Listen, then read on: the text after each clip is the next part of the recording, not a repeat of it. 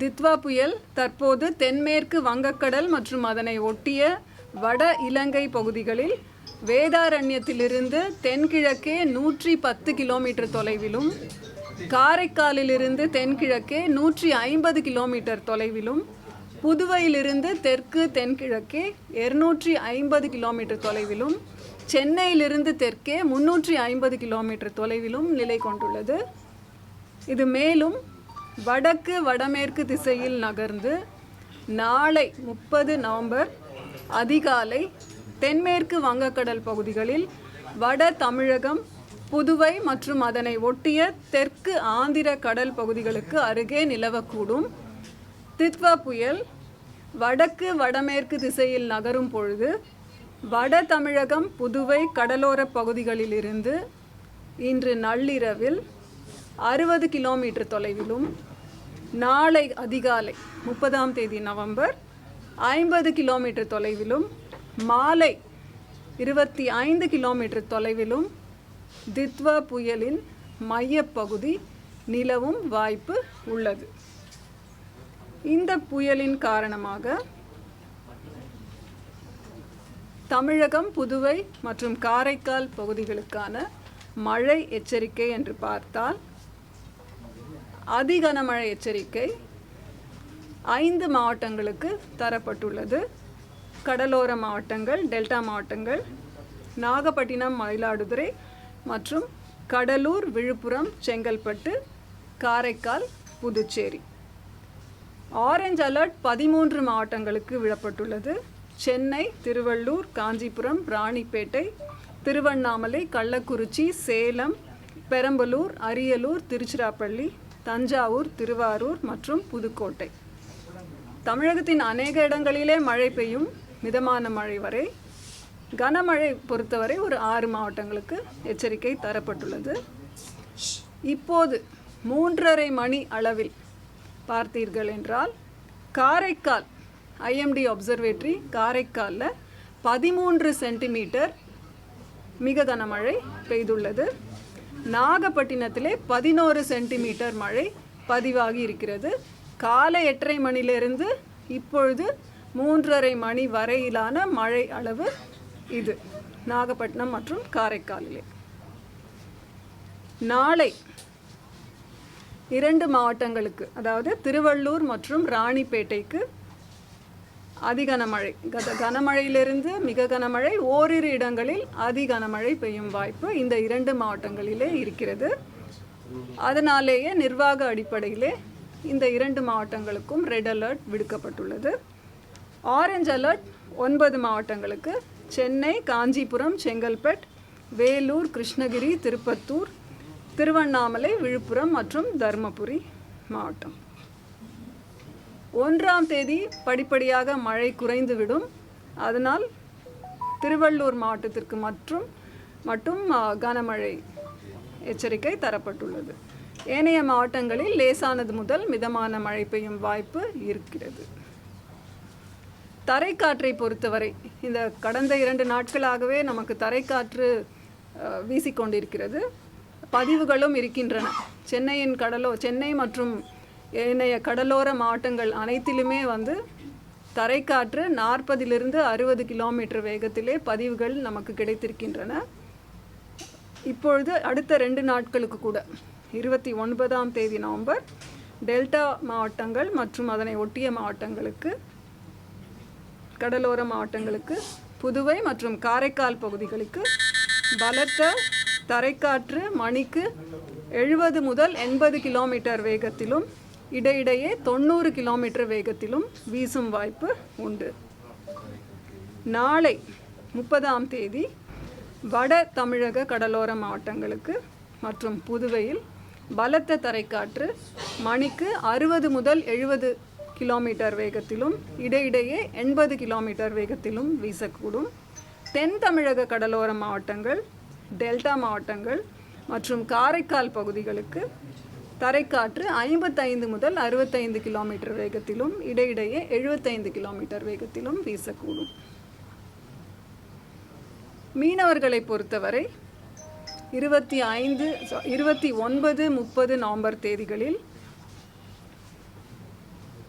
70 முதல் 80 கிலோமீட்டர் வேகத்திலும் இடையிடையே 90 கிலோமீட்டர் வேகத்திலும் கடலிலே காற்று சூறைக்காற்று வீசக்கூடும். எந்தெந்த பகுதிகள்னு பார்த்தீங்கன்னா ஆந்திர கடலோர பகுதிகள், மத்திய மேற்கு வங்கக்கடல் பகுதிகள், தமிழக கடலோர பகுதிகள், மன்னார் வளைகுடா குமரிக்கடல் பகுதிகள், தென்மேற்கு வங்கக்கடல் பகுதிகள்.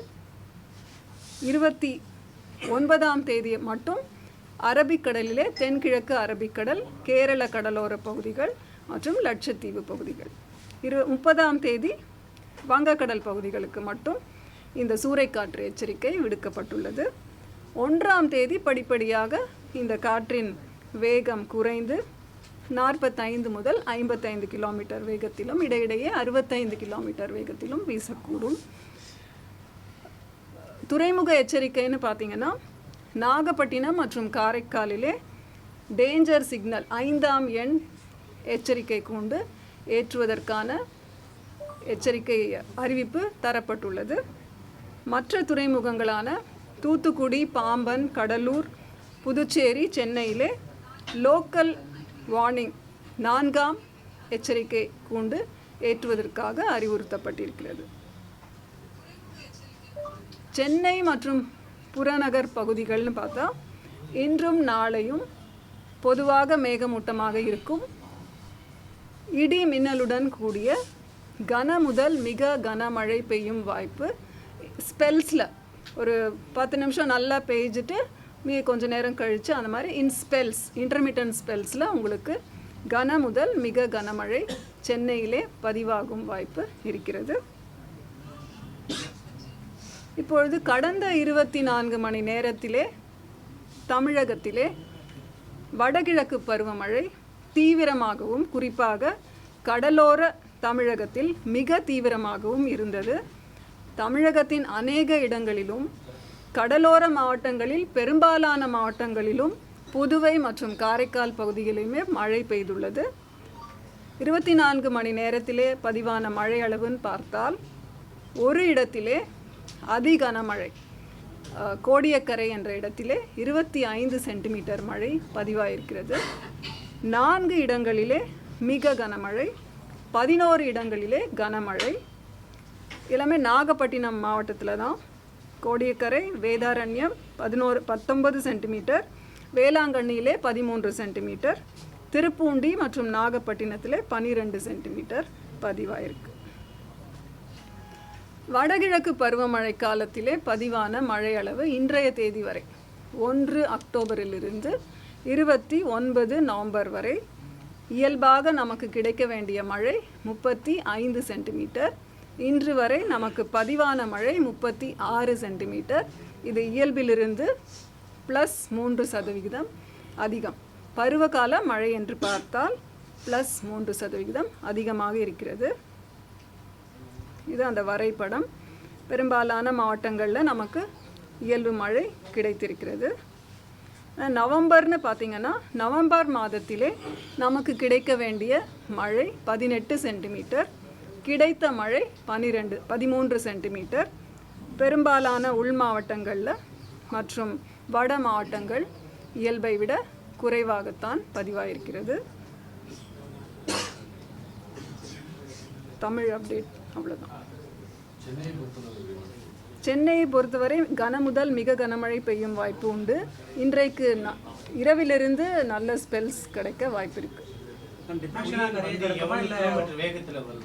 இப்போது 10 கிலோமீட்டர் மணிக்கு 10 கிலோமீட்டர் வேகத்தில் இப்பொழுது நகர்ந்து கொண்டிருக்கிறது. கரையை தொடும் வாய்ப்பு இல்லை. கடலோர பகுதிகளிலே அதன் மைய பகுதி நிலவுவதற்கான வாய்ப்பு உண்டு. மழை நம்ம இன்றைக்கு மாலையிலிருந்து இரவு வாக்கிலே இந்த ஸ்பெல்ஸ் ஆஃப் ரெயின் எதிர்பார்க்கலாம். காற்றோட வேகம் எந்த இடத்துல அதிகமாக பதிவாயிருக்கு? நம்ம விண்ட் ரெக்கார்டர் எந்த இடத்துல பொறுத்திருக்கோம் தமிழ்நாட்டில்? தமிழ்நாட்டில் வந்து நம்ம சென்னையில் ஒன்று இருக்குது. AWS ஆட்டோமேட்டிக் வெதர் ஸ்டேஷன்ஸ் நிறைய போட்டிருக்கோம். அதில் எண்ணூர் போர்ட்டில் தான் இன்றைக்கி காலையில் 40 km/h பதிவாயிருக்கு. மற்றபடி பாம்பனிலே 60 km/h பதிவாயிருக்கு. கடலூர், நாகப்பட்டினம், இந்த மாதிரி மோஸ்ட்லி கடலோர அப்சர்வேட்டரிஸில் எல்லாமே நமக்கு தரைக்காற்று 40 60 கிலோமீட்டர் வரைக்கும் பதிவுகள் கிடைத்திருக்கின்றன. அதாவது எப்போவுமே புயல் வந்து நம்ம எதிர்பார்க்குற அதே நேரத்தில் அது கரையை ஒட்டி இருக்கும்னு சொல்கிறது ஒரு சேலஞ்ச் தான். ஒரு அளவுக்கு நம்ம வந்து இப்போ இருக்கிற நிலைமையை வைத்து நம்ம ஃபோர்காஸ்ட் தரோம். அதனால் இன்றைக்குலிருந்து மழை சென்னைக்கு எதிர்பார்க்குறோம். மற்ற நகர்வு வந்து நாளை மாலையிலிருந்து அது வீக்கன் ஆகிறதுக்கு சான்ஸ் இருக்குது. அதாவது காற்றின் திசை மற்றும் வேகத்தை பொறுத்து கூட உங்களுக்கு வர மழை அதிகமாக இருக்கும். அதனால தான் கன முதல் மிக கனமழை எச்சரிக்கை தரப்பட்டுள்ளது சென்னைக்கு. கரையை கடக்க நம்ம சொல்லலை இதுவரைக்கும். கடலோர பகுதிகளிலே நிலவுவதற்கான வாய்ப்பு. அதாவது ட்ராக்கை வச்சு நான் உங்களுக்கு சொல்கிறேன்.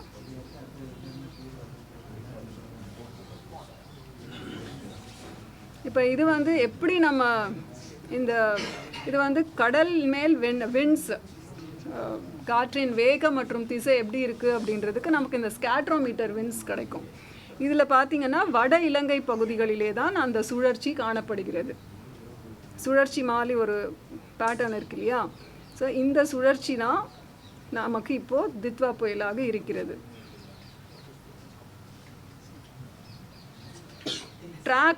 ட்ராக்கில் பார்த்தீங்கன்னா இப்போ அந்த கருப்பு கலரில் போட்டிருக்கோம் இல்லையா? இதெல்லாம் வந்து அதாவது அது எந்த பாதையை தேர்ந்தெடுத்ததோ அதற்கான குறியீடுகள். சிகப்பு கலரில் போட்டிருக்கிறது இனிமேல் வரக்கூடிய பாதை குறித்த ஒரு பதிவு. இது ஃபோர்காஸ்ட்.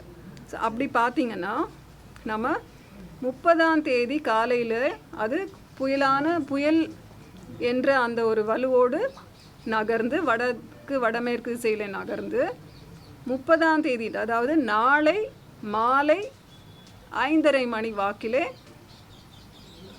அப்போது கூட புயலாக இருந்து பின்னர் 30லேருந்து 1ஆம் தேதி டிசம்பர் வரைக்குமான காலகட்டத்தில் அதன் வலு டிப்ரெஷனாக, அதாவது காற்றழுத்த தாழ்வு மண்டலமாக அதன் வலு குறைய வாய்ப்பிருக்கிறது. அப்போதான் அது வந்து கடலோரத்திலிருந்து மிக நெருங்கிய ஒரு தொலைவில், அதாவது 25 கிலோமீட்டர் தொலைவிலே இருப்பதாக ஒரு கணிக்கப்பட்டிருக்கிறது. முதல்ல சொன்னோம் இல்லைங்களா, நள்ளிரவில், அதாவது இன்று நள்ளிரவில் 60 கிலோமீட்டர் தொலைவிலும், நாளை அதிகாலை 50 கிலோமீட்டர் தொலைவிலும், நாளை மாலை 12 UTC அதாவது 5:30 மணிக்கு பின்னர் 25 கிலோமீட்டர் தொலைவிலும் நிலை கொண்டிருக்கும் வாய்ப்பு. அதாவது மித்வா புயலோட மையப்பகுதி இவ்வளவு அருகில், கரையிலிருந்து இவ்வளவு அருகில் நிலை பெறுவதற்கான வாய்ப்பு இருக்குது என்று கணிக்கப்பட்டுள்ளது. சென்னைக்கு அருகே வரும்போது டிப்ரெஷனாக இருக்குமா இல்லை புயலாக இருக்குமா? அதுதான், டிப்ரெஷனாக வாய்ப்பு இருக்குது. அந்த டிஸ்டன்ஸ் வந்து 30ஆம் தேதி 5:30 மணி வாக்கிலிருந்து 1ஆம் தேதி அதிகாலை வரைக்குமான இடைப்பட்ட நேரத்திலே அதன் வலு குறைய வாய்ப்பிருக்கிறது. ஓகே.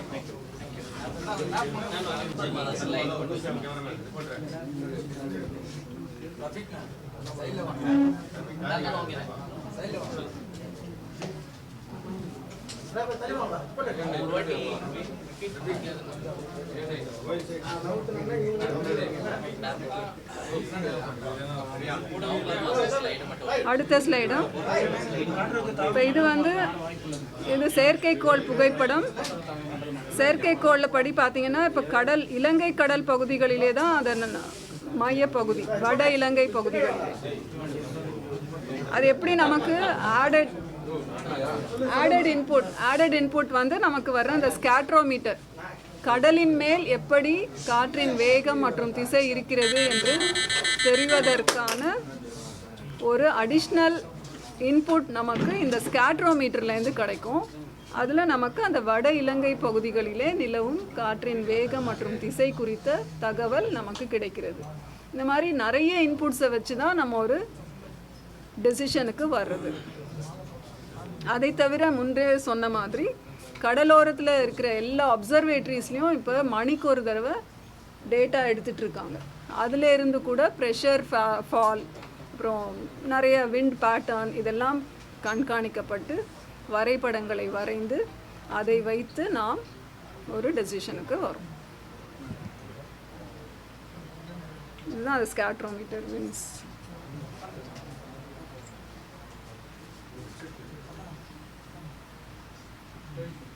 இது போருமா? சரி. இப்போது காலை 8:30 மணிலிருந்து இப்போது 3:30 மணி வரைக்கும் காரைக்காலில் மிக கனமழையாக 13 சென்டிமீட்டர் பதிவாயிருக்கு. நாகப்பட்டினத்தில் 11 சென்டிமீட்டர். ஸோ இன்னும் இருக்குது. அப்போது மழை அதிகமாக வாய்ப்பு இருக்கிறது.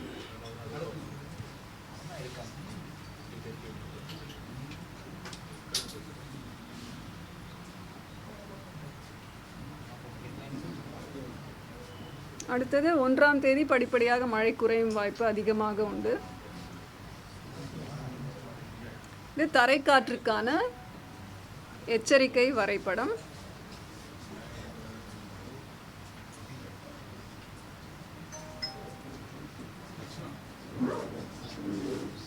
இது நாளைக்கான தரைக்காற்று எச்சரிக்கை வரைபடம்.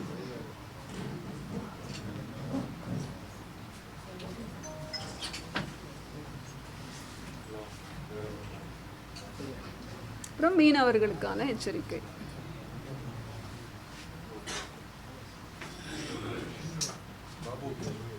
அந்த நவம்பர் மாதமா எது வேணும்?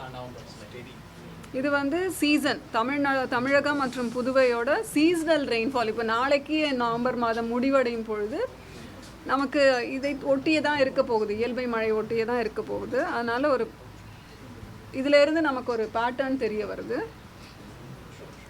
நவம்பர் மாதம்னு பார்த்திங்கன்னா பெரும்பாலான மாவட்டங்கள் இயல்பை விட குறைவாக பதிவாயிருக்கு. சென்னைக்கு வந்து -78%. போதுமா?